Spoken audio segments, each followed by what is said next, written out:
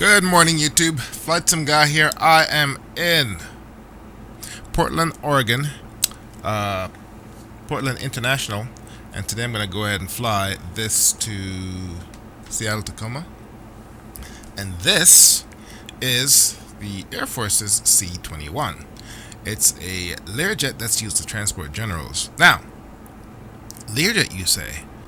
Yes, ladies and gentlemen. Today we're going to be doing some more Learjet action. This time we are in the Learjet 25D, and this add-on is developed by an outfit named Xtremeprototypes. Now in my last video I did the Learjet 25A, and I said there were only two pair of jets out there, the Flysimware and the the Flysimware and the Lionheart Creations. Well, I was wrong. There's a third one, and I missed this one because this add-on is not offered at FS Pilot Shop or Sim Market. And someone commented on my my Learjet 35 video saying you should check this out, and boy did I. This add-on, let's go ahead and go into the cockpit, is it's a study sim. It's a study sim of the Learjet 25, and as you can see, it's 4K textures, and everything is modeled just about perfectly. This is the second version of this add-on from Xtremeprototypes, and the first version was pretty good, and this version they just polished everything off. There is a Learjet 25 pilot on the development team, and he tested everything and certified that this is all good to go. So I went ahead and got this plane and flew it once, and it's absolutely fantastic. Now the only problem is everything looks good, and all this eye candy come at a cost. This thing is really hard on your frames, so you gotta fly in low scenery or low tech areas, otherwise your video will turn into a slideshow. Alright, so I'm gonna go ahead and fly this to Seattle, Tacoma. It's about 100 miles north, so not much time to do the autopilot. I'll probably try and fly this as much as possible by hand. Alright, let's go outside and take a look. We got the door open, and as you can see, there's some chop when I change views, primarily because this thing is very hard on the frames. Absolutely stunning. On the landing gear, those hydraulic lines, from what I understand, they actually move when the gear compresses on touchdown. These hydraulic lines, I guess they're brake lines, whatever. So beautifully modeled cabin. It does have a virtual cabin. We'll check that out in a moment. And obviously you got to fly the Air Force livery because I was in the Air Force. Alright, so let's go ahead and go back inside. Also, when I loaded this thing up, I didn't have to take any time to build my cameras. Why? Because I have chase plane. I just went ahead and imported all the cameras from the Learjet 35 and one or two adjustments, and I'm good. So here we are on the inside. Let's go ahead and go through our keys. I'm hitting A. That's the co-pilot, and just toggles through all the views. There's like 10 views. And here we are in the virtual cabin. Now I did not, in hindsight, I have this one here and it's a little bit off. So I probably won't use that one. Alright, let's go ahead and go through the shift keys. Now for this plane, there is no shift menus. Well, shift 2 brings up the GPS. And there's my weather radar that I installed. Shift 3 and Shift 4. Okay, and that's it. Documentation. This comes with I think it's a 300-page manual that covers everything, every button, every dial, every quirk. When you install this for P3D, you have to make a change to a configuration in the P3D .cfg file, otherwise you just have lines flashing everywhere. That aside, this installer works fine for P3D all the way up to they have an installer for P3D all the way up to 3.x, and there's a separate installer for P3D version 4.0, and this is supported on all versions of FSX. The cost, it's kind of steep, $50. That said, you get what you pay for. It's a very polished add-on. Alright, so what I want to do, let's go ahead and go through all the details of the cockpit to see what they have to offer. Okay, there's your oxygen masks, These are oxygen controls, which are simulated. I'm not sure if it simulates hypoxia. Here's a map light, which actually does come on. I would have to test that. And that brings up the map page. Just click on this, brings up the map page. This part of the 25 Delta is more or less the same as the 35 Alpha.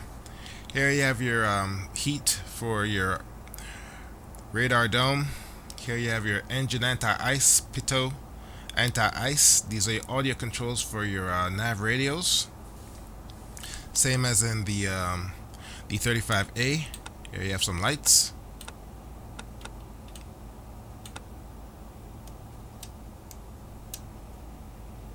Haven't tried these at night yet. Some more lights. And here's a clock. What time is it? Alright, had to reset my flight.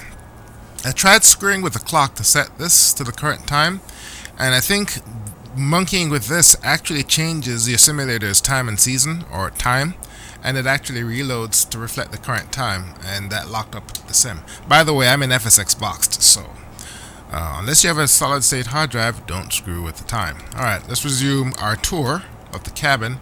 These are all the circuit breakers. They are not modeled. This is your regular set of flight instruments. I'm not going to go into details. Come down here. You can remove your yoke. Here is, it's a little bit goofy, but here's your elevator trim. Right here. Here's where you can see where your elevator trim is, and it is a little bit goofy. Here's your rudder and your aileron trim. So all your trim indicators are behind the stick. That is a little bit goofy. Here is your nose wheel steering. You gotta click that if you want to try steering. Alright, what else we got? Angle of attack, the most important indicator in the cockpit. This is your emergency and standby batteries, standby HSI, and here are your radios. Here's nav 1, here's nav 2, here is ADF1, ADF2, COM1, and COM2. No swapping, you just go ahead and dial in the frequencies. Here's your autopilot controls, here is your GPS, and this right here is a weather radar for looks only. I did install the Milviz. I'm not sure if it integrates with it. We'll find out when we fire it up. Oil temp, AC volts, DC volts, amps left and right, and here's your oil temp left and right. Here are your flap indicators. Down here, let's see what's the best way. Let me see if I can find it. The flaps is a little bit goofy. Here it is right here. Whenever you push it down, it's not notched right here. It's just an up and down button. So to see your flaps, you can't look at this. You have to look at this. Alright. Here are some autopilot controls. Autopilot master, and this is the master. This holds the altitude, hold heading. This is your navigation and localizer lock, your approach hold, speed, Mach, wing leveler. All part of the autopilot. Come on down here, and here you have the autopilot controls again. This time you have your yaw dampener, which is right here, on and off, heading, hold, nav, reverse course, autopilot engage, ground speed alt, and this pitches your nose up and down. Okay, what do we got? We have your igniters for your engines, your hydraulic pump. You have your stall warnings, left and right. You have your auxiliary inverters, left and right. Here you have your aircraft lights, avionics master, they call it radio master. Your primary inverters, your anti-skid. Let's see what's on here, and there's some more lights right here. Okay, you have your aircraft lights, landing lights, taxi lights. Over here you have your temperature controls for the cabin and your pressurization system. We won't be using that today since we won't be going over 10,000 feet. Come up here, you have some more instruments. You have engine pressure ratio, that is pretty cool. And you have your exhaust temperatures, and you have your N1 and N2 fuel flow, oil pressure. And here you have some more indicators. And then you have the co-pilot's instruments, and over here you have the buttons for the co-pilot controls, the audio controls for the nav radios on the co-pilot side, and here you have some more circuit breakers that are not modeled. Here you got an iPad. Let's click on that, see what happens. It brings up the map also. And these lights are modeled. Here you got your map light. And this is a Learjet, so there is nothing on the overhead. Let's go back home. You can, however, move this up and down. You got your compass, and annunciation panel is up here. And here you have to arm your thrust reversers. And what else do we got? Have your radial altimeter right here, so you can set your decision height. I always leave it at 200. And I think that's about it. Now, this is a study sim in the sense that it simulates and models everything. Now, having said that, this is a Learjet. It's not like it's a PMDG 737 where you have to spend several weeks studying it before you can fly. After I bought this, I fired it up and flew a quick flight without studying anything. So this right here is actually a playlist. It's an 8-track tape. Open that. You can open and close this 8-track tape, and when you click on this, it actually starts playing music. Okay, there is a way to configure the playlist. It's in the documentation somewhere. I haven't even got to that part yet, but you can go ahead and drop in some music and create your own playlist. I don't like what's in here. We'll go ahead and check it out when we're flying. Alright, so you have to bring your throttles into the cutoff before you can try starting the engines. And these buttons back here, they're modeled, but I don't know what they are. Fasten seatbelt. And it looks like there's some fire detection test, some other things back here. This one right here, I'm not even sure what the hell this is. Oh yes, the spoilers retract. Extend, that's the switch for your spoilers, which I use over here. That's a slash. Okay. Alright, so what we want to do today is just go ahead and go north for 100 miles. Take this from where we are into Seatoc. And check this plane out, see how it flies. As I said, it's pretty hard on the frames, and I'm using Active Sky and ASCA today. Got some nice cloud formations. I suspect flight's going to be very choppy, not because I'm flying through clouds, but because everything right here is hitting my frames pretty hard. So let's go ahead and get this thing rolling. Cockpit. Alright, first thing we need to do, restore this. It's about 110 miles north, fly heading 350 to Seatoc. We're going to be flying towards 116.8 on nav 1, so let's go ahead and get that set up right now.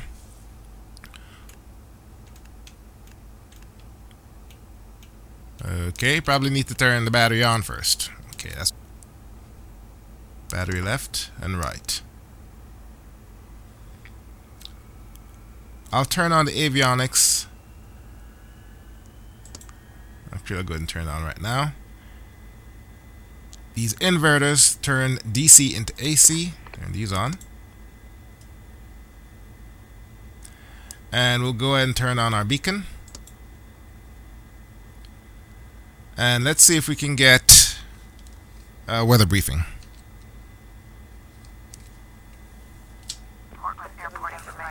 Okay. 29er, 903 on the altimeter. We're gonna go up to 10,000 feet.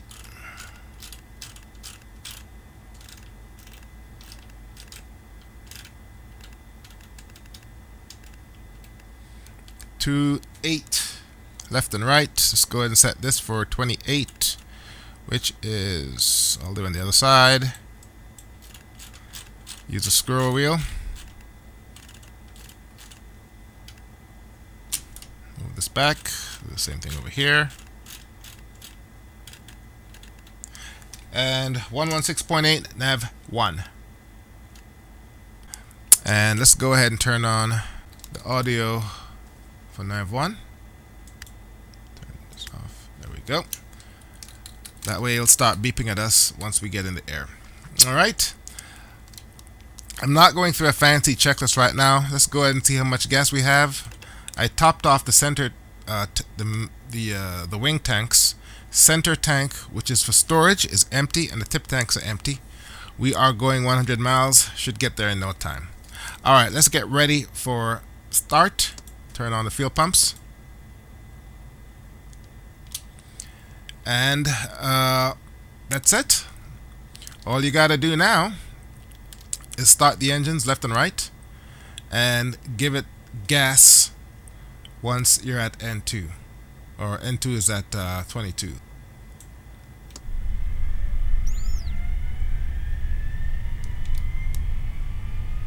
There we go.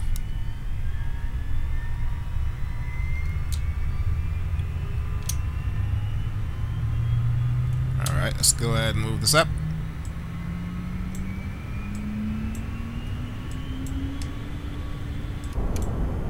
Damn it. There we go.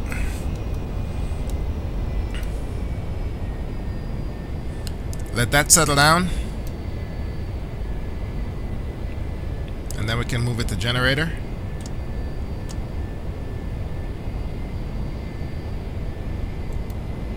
Now, to move to idle and whatnot, you gotta grab down here. I had a hard time reaching it, so that's the reason why that happened. Alright, let's go ahead and get engine number 1 started. Sound pack is absolutely fantastic. Move in here.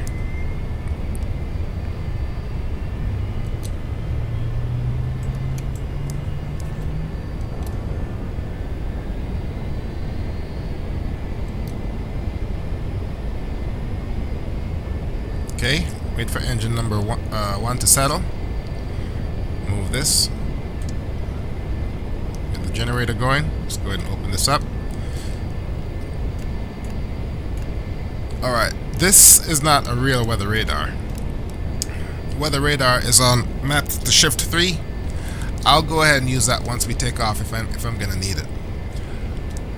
Alright, left and right stall. These needs to be on. Inverters are on.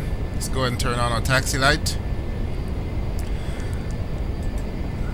This to norm. It appears your mouse scroll wheel is what moves a lot of these switches. So hydraulics need to come on. And let's see if we're missing anything else.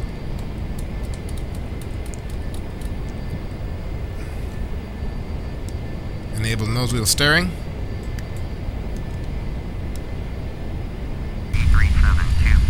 You're gonna need pitot heat. Engine anti-ice, I'm not gonna turn that on. We'll turn that one on. Windshield heat, turn that on.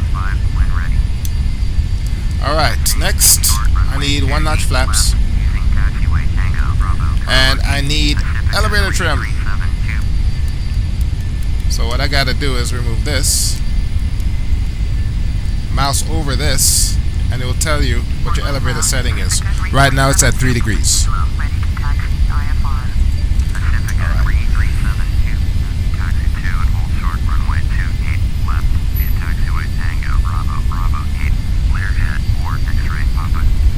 Alright, we're good to go.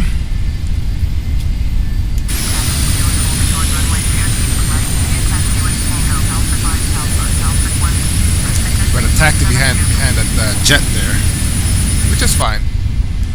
Alright, let's get going. Nose wheel steering is on. Now, just like the Lear 35, you have to give it a decent amount of gas for it to start rolling. In this case, 25% was enough. I had, because right now we're flying with not much fuel, so it's a little bit lighter. Alright, let's go ahead and get a little bit of light in here. Let's see what my frames are saying. We low teens. Once we get off the ground and we're in the clouds, my frame should improve. And one of the reasons why I'm getting all of this bad frame rate is because of this high-res or 4K cockpit. You have to buy this add-on from the developer's website, which is a Canadian outfit, by the way. They're very, very proud of this particular add-on. On YouTube, not that many videos with this plane. Alright, let's go ahead and get lined up here.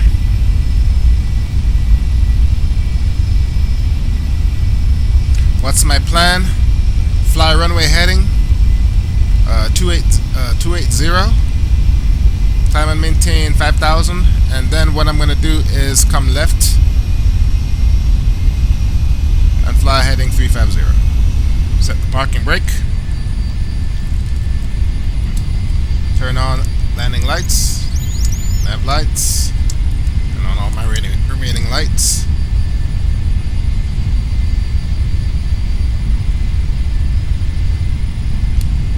Let's come over here. Set that to automatic. Got bleed air. Temperature, I'm going to set to automatic. And I want to say that's it. Oh, that's not it. I do have one more thing I need to do.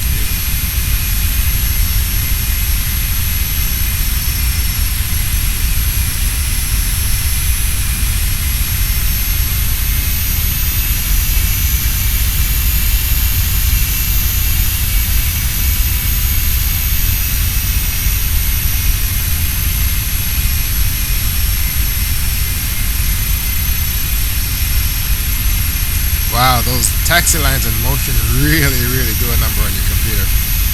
Alright. Let's go inside. Alright. Let's go ahead and go.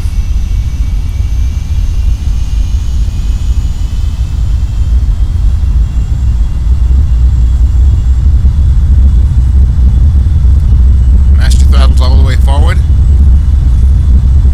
don't have performance tables in front of me. I can view one right now. Rotate.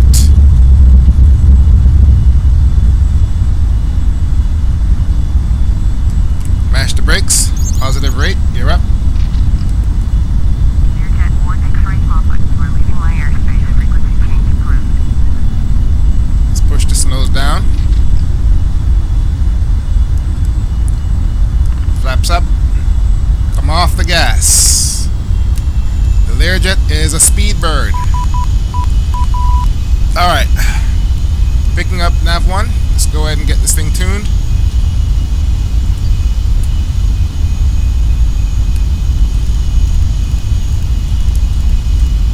There it is right there. Turn off my little noisemaker. Alright, let's go ahead and make my turn.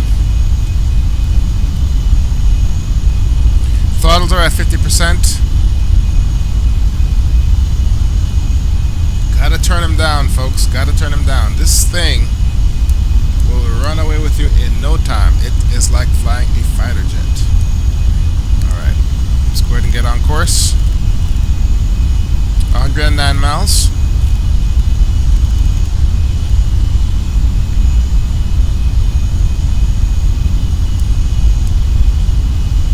Okay, the speed bug is very, very hard to see. I'm going to go ahead and set it at 250.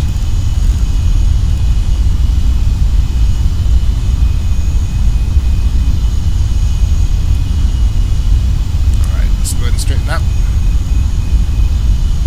10,000 foot ceiling. Okay, we overshot. That's fine.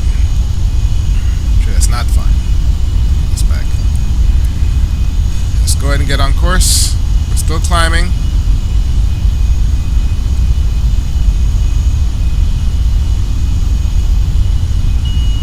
Alright, bring the throttle back.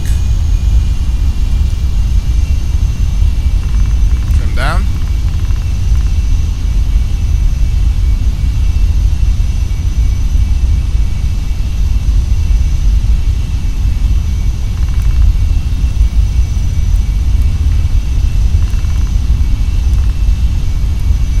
time chasing my altitude settings.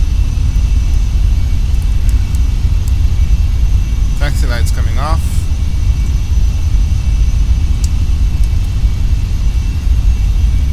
Alright. This is where we stay. Alright, straighten up.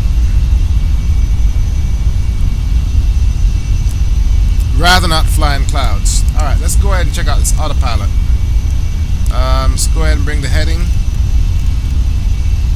to about here. Let's go ahead and turn on autopilot heading. Alright, and let's go ahead and hold the alt also. Okay, what is this thing doing?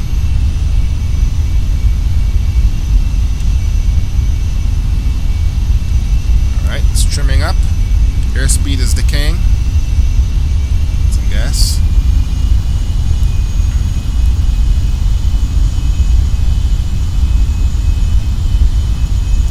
You gotta remember, you got autopilot controls down here also.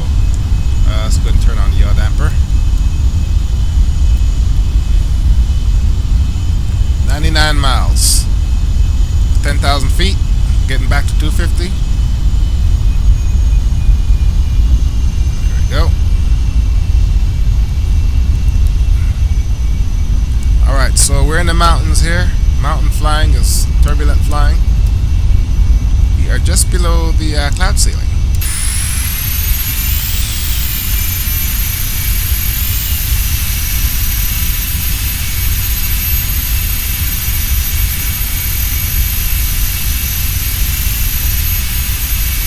Let's get back in the cockpit. Don't want to change too much views, otherwise we will run out of memory and it'll crash on me.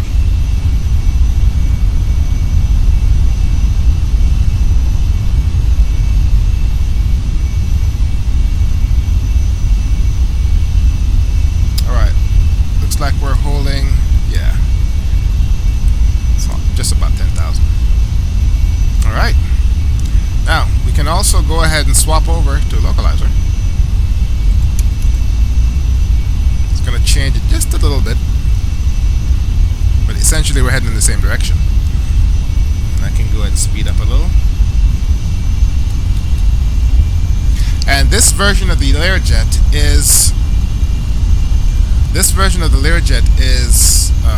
I'd say one generation behind the 35. I mean, everything is manual here. The way it feels, the way it looks, it's absolutely fantastic. It really and truly is.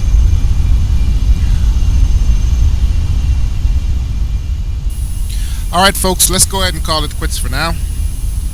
Let's go ahead and pick this up on the descent, approach and landing at Seattle Tacoma. This plane is really, really good. I want to say I found my new favorite business jet.